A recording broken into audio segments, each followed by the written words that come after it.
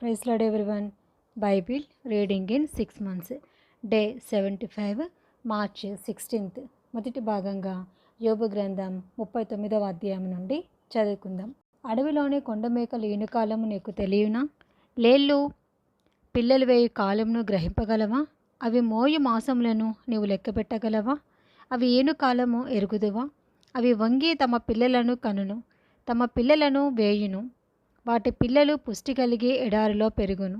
అవి తల్లులను విడిచిపోయి వాటి ఎద్దకు తిరిగి రావు. అడవి గాడిదను స్వేచ్ఛగా పోనిచ్చిన వాడెవడు?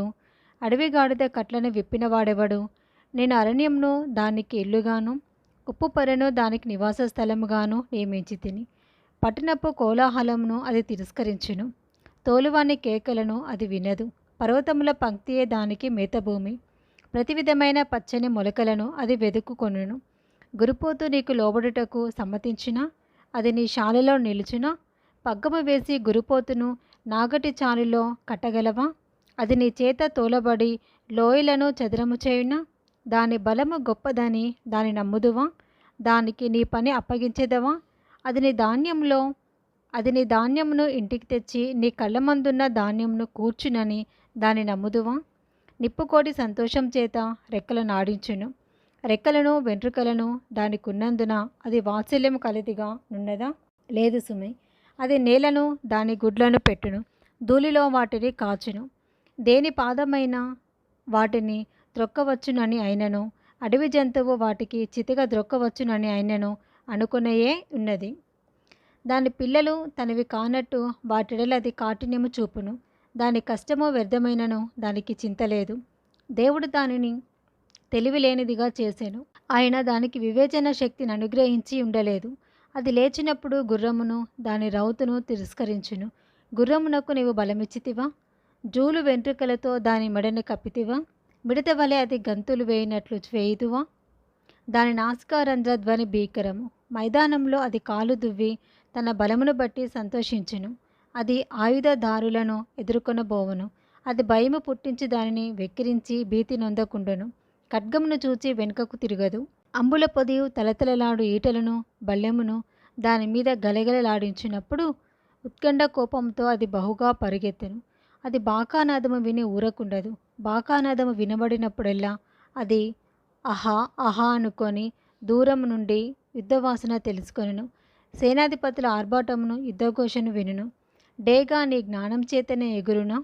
అది నీ ఆజ్ఞ వలనే తన రెక్కలు దక్షిణ దిక్కునకు చాచునా?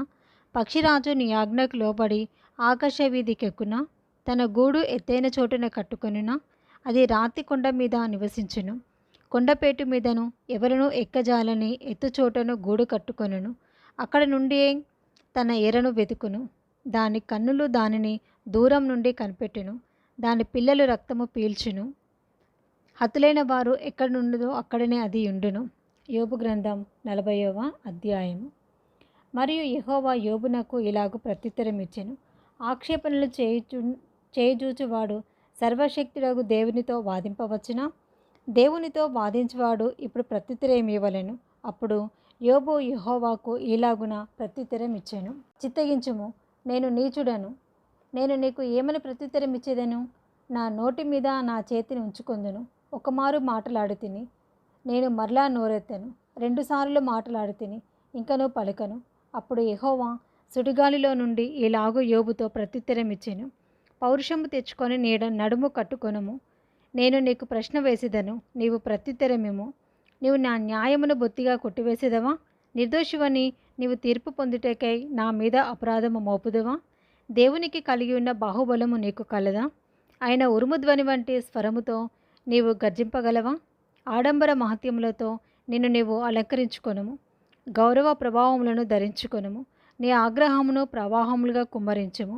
గర్విష్ఠులైన వారినందరినీ చూచి వారిని కృంగజేయము. గర్విష్ఠులైన వారిని చూచి వారిని అణగగొట్టుము. దుష్టులు ఎక్కడున్నను వారిని అక్కడనే అణగదొక్కుము. కనబడకుండా వారినందరినీ బూడిదలో పాతిపెట్టుము. సమాధిలో వారిని బంధింపుము. అప్పుడు నీ దక్షిణ హస్తమే నిన్ను రక్షింపగలదని నేను నిన్ను గూర్చి ఒప్పుకొనేదను. నేను చేసిన నీటి గుర్రమును నీవు చూచి ఉన్నావు కదా. ఎద్దువలె అది గడ్డిమయును.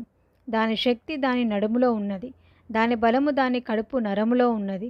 దేవదారు చెట్టు కొమ్మ వంగునట్లు అది తన తోకను వంచును. దాని తొడల నరమును దిట్టముగా సంధింపబడి ఉన్నవి. దాని ఎముకలు ఇత్తడి గొట్టముల వలె ఉన్నవి. దాని ప్రక్కటెముకలు ఇనుప కమ్ముల వలె ఉన్నవి. అది దేవుడు సృష్టించిన వాటిలో గొప్పది. దాన్ని సృజించిన వాడే దాని ఖడ్గమును దానికిచ్చెను. పర్వతములలో దానికి మేత మొలుచును. అరణ్య జంతువులన్నీ అచ్చట ఆడుకొనును. తామర చెట్ల కిందను జమ్ముగడ్డి మరుగునను పర్రలోను అది పండుకొనును. తామర చెట్ల నీడను అది ఆశ్రయించును. నదిలోని నిర్వంజి చెట్లు దాని చుట్టూ కొనియుండును. నదీ ప్రవాహము పొంగి పొర్లినను అది భయపడదు. యోర్దాను వంటి ప్రవాహములు పొంగి దాని నోటి యొద్దకు వచ్చినను అది ధైర్యము విడువదు. అది చూచుచుండగా ఎవరైనా దానిని పట్టుకొనగలరా? ఉరియొగ్గి దాని ముక్కునకు సూత్రము వేయగలరా? యోబు గ్రంథం 41వ అధ్యాయము. నీవు మకరమును గాలముతో బయటికి లాగగలవా? దాని నాలుకకు త్రాడు వేసి లాగగలవా? నీవు దాన్ని ముక్కుగుండా సూత్రము వేయగలవా? దాని దవడకు గాలము ఎక్కింపగలవా? అది నీతో విన్నపములు చేయునా? మృదువైన మాటలు నీతో పలుకునా? నీవు శాశ్వతంగా దానిని దాసునిగా చేసుకున్నట్లు అది నీతో నిబంధన చేయునా? నీవు ఒక పిట్టతో ఆటలాడునట్లు దానితో ఆటలాడేదవా? నీ కన్యకలు ఆడుకొనుటకై దాన్ని కట్టివేసేదవా? బెస్తవారు దానితో వ్యాపారం చేయుదురా? వారు దాన్ని తుణుకలు చేసి వర్తకులతో వ్యాపారం చేయుదురా? దాని ఒంటి నిండా ఇనుప శూలములు గుచ్చగలవా? దాని తల నిండా చేప అలుగులు గుచ్చగలవా? దాని మీద నీ చేయి చాపి చూడుము. దానితో కలుగు పోరు నీవు జ్ఞాపకం చేసుకుని నడలా నీవు మరలా అలాగున చేయకుందువు. దాన్ని చూచినప్పుడు మనుషులు దానిని వశపరుచుకుందామన్న ఆశ విడిచెదరు. దాన్ని పొడచూచిన మాత్రం చేతనే ఎవరికైనాను గుండెలు అవసిపోవును కదా. దాన్ని రేపుటకైనను తెగింపగల శూరుడు లేడు. అట్లుండగా నా ఎదుట నిల్వగలవాడెవడు? నేను తిరిగి ఇయ్యవలసి ఉండినట్లు నాకెవడైనాను ఏమైనా ఇచ్చెనా? ఆకాశ వైశాల్యం అంతటి క్రింద నున్నదంతయు నాదే కదా. దాని అవయవములను గూర్చి అయినను దాని మహాబలమును గూర్చి అయినను దాని చక్కని తీరును గూర్చి అయినను పలుకక మౌనంగా నుండను. ఎవడైనా దాని పై కవచమును లాగివేయగలడా? దాని రెండు దవడల నడిమికి ఎవడైనా రాగలడా? దాని ముఖద్వారములను తెరవగలడా? దాని పళ్ళ చుట్టూ భయంకంపములు కలవు. దాని గట్టి పొలుసులు దానికి అతిశయాస్పదము. ఎవరినూ తీయలేని ముద్ర చేత అవి సంతన చేయబడి ఉన్నవి. అవి ఒకదానితో ఒకటి హత్తుకొని ఉన్నవి. వాటి మధ్యకు గాలి ఏమాత్రం చోరనేరదు. ఒకదానితో ఒకటి అతకబడి ఉన్నవి. భేదింప శక్యము కాకుండా అవి ఒకదానితో ఒకటి కలుసుకొని ఉన్నవి. అది తుమ్మగా వెలుగు ప్రకాశించును. దాని కన్నులు ఉదయకాలపు కనురెప్పల వలె ఉన్నవి. దాని నోట నుండి జ్వాలలు బయలుదేరును. అగ్ని కణములు దాని నుండి లేచును. ఉడుకుచున్న కాగులో నుండి జమ్మం మంట మీద కాగుచున్న బాణలో నుండి పొగలేచినట్లు దాని నాసికారంధ్రంలో నుండి లేచును. దాని ఊపిరి నిప్పులను రాజబెట్టును. దాని నోట నుండి జ్వాలలు బయలుదేరును. దాని మెడ బలమునకు స్థానము. భయము దాని ఎదుట తాండవమాడుచుండును. దాని ప్రక్కల మీద మాంసము దళముగా ఉన్నది. అది దాని ఒంటిని గట్టిగా అంటి ఉన్నది. అది ఊడిరాదు. దాని గుండె రాతి వలె గట్టిగానున్నది. అది తిరుగటి క్రింది దిమ్మంతా కఠినము. అది లేచినప్పుడు బలిష్ఠులు భయపడుదురు. అధిక భయం చేత వారు మైమరుతురు. దాని చంపుటకై ఒకడు ఖడ్గము దూయుట వ్యర్థమే. ఈటైనను బాణములైనను పంట్ర కోలలైనను అక్కరకు రావు. ఇది ఇనుమును గడ్డిపోచగాను ఇత్తడిని పుచ్చిపోయిన కర్రగాను హించెను.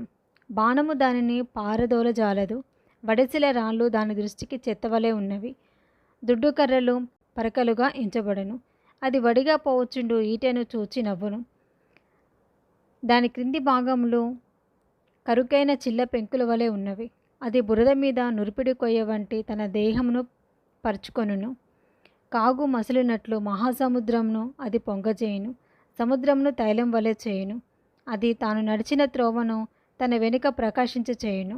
చూచిన వారికి సముద్రం నెరిసిన వెంట్రుకలుగా తోచును. అది భయము లేనిదిగా సృజించబడినది. భూమి మీద దాని వంటిదేదియూ లేదు. అది గొప్ప వాటినన్నిటిని తిరస్కరించును. గర్వించిన జంతువులన్నిటికీ అది రాజు. యోబు గ్రంథం 42వ అధ్యాయము.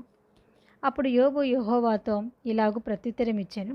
నీవు సమస్త క్రియలను చేయగలవనియు నీ ఉద్దేశించినదేదియు నిష్ఫలము కానేరదనియు నేనిప్పుడు తెలుసుకుంటేని. జ్ఞానం లేని మాటల చేత ఆలోచనను నిరర్ధకం చేయు వీడెవడు? అలాగున వివేచన లేని వాడనైన నేను ఏమీయూ నెరుగక నా బుద్ధికి మించిన సంగతులను గూర్చి మాట్లాడితిని.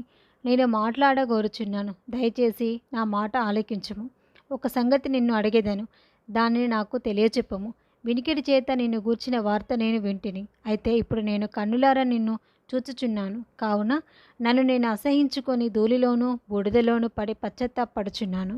యెహోవా యోబుతో ఆ మాటలు పలికిన తర్వాత ఆయన తేమానీయుడైన ఎలీఫజుతో ఇలాగూ సెలవిచ్చెను, నా సేవకుడైన యోబు పలికినట్లు మీరు నన్ను గూర్చి యుక్తమైనది పలకలేదు కనుక నా కోపము నీ మీదను నీ ఇద్దరు స్నేహితుల మీదను మండుచున్నది. కాబట్టి 7 ఎడ్లను 7 పొట్టేలను మీరు తీసుకొని నా సేవకుడైన యోబు వద్దకు పోయి మీ నిమిత్తము దహన బలి అర్పింపవలెను. అప్పుడు నా సేవకుడైన యోబు మీ నిమిత్తము ప్రార్థన చేయను. మీ అవివేకమును బట్టి మిమ్మల్ని శిక్షింపక ఉండునట్లు నేను అతనిని మాత్రం అంగీకరించితేను. ఏలయనగా నా సేవకుడైన యోబు పలికినట్లు మీరు నన్ను గూర్చి యుక్తమైనది పలకలేదు. తేమానీయుడైన ఎలీఫజును, షూహీయుడైన బిల్దదును, నయమాతీయుడైన జోఫరును పోయి యెహోవా తమకు ఆజ్ఞాపించినట్లు చేయగా యెహోవా వారి పక్షమున యోబును అంగీకరించెను. మరియు యోబు తన స్నేహితుల నిమిత్తము ప్రార్థన చేసినప్పుడు యెహోవా అతని క్షేమస్థితిని మరలా అతనికి దయచేశాను. మరియు యోబునకు పూర్వం కలిగిన దానికంటే 2 అంతలు అధికముగా యెహోవా అతనికి దయచేశాను. అప్పుడు అతని సహోదరులందరినూ అతని అక్క చెల్లెలందరినూ అంతకుముందు అతనికి పరిచయులైన వారును వచ్చి అతనితో కూడా అతని ఇంట అన్నపానములు పుచ్చుకొని యెహోవా అతని మీదికి రప్పించిన సమస్త బాధను గూర్చి ఎంతలేసి దుఃఖములు పొందితివని అతని కొరకు దుఃఖించుచు అతన్ని ఓదార్చిరి. ఇదివుగాక ఒక్కొక్కడును ఒక వరహాను ఒక్కొక్కడు బంగారు ఉంగరమును అతనికి తెచ్చి ఇచ్చెను. యెహోవా యోబును మొదట ఆశీర్వదించిన దానికంటే మరి అధికముగా ఆశీర్వదించెను. అతనికి 14,000 గొర్రెలను, 6,000 ఒంటెలను, 1000 జతల ఎడ్లను, 1000 ఆడుగాడిదలను కలిగెను. మరియు అతనికి 7 కుమారులను 3 కుమార్తెలను కలిగిరి. అతడు పెద్దదానికి ఎమీమా అనియు, రెండవ దానికి కెజియా అనియు, మూడవ దానికి కెరెం హప్పాకు అనియు పేర్లు పెట్టాను. ఆ దేశమంతటను యోబు కుమార్తెలంత సౌందర్యవంతులు కనబడలేదు. వారి తండ్రి వారి సహోదరులతో పాటు వారికి స్వాస్యములు ఇచ్చెను. అటు తర్వాత యోబు 140 సంవత్సరములు బ్రతికి తన కుమారుల కుమారులను 4 తరముల వరకు చూచెను. పిమ్మట యోబు కాలం నిండిన వృద్ధుడై మృతి పొందెను. ఇది మొదటి భాగం అండి. Praise the lord.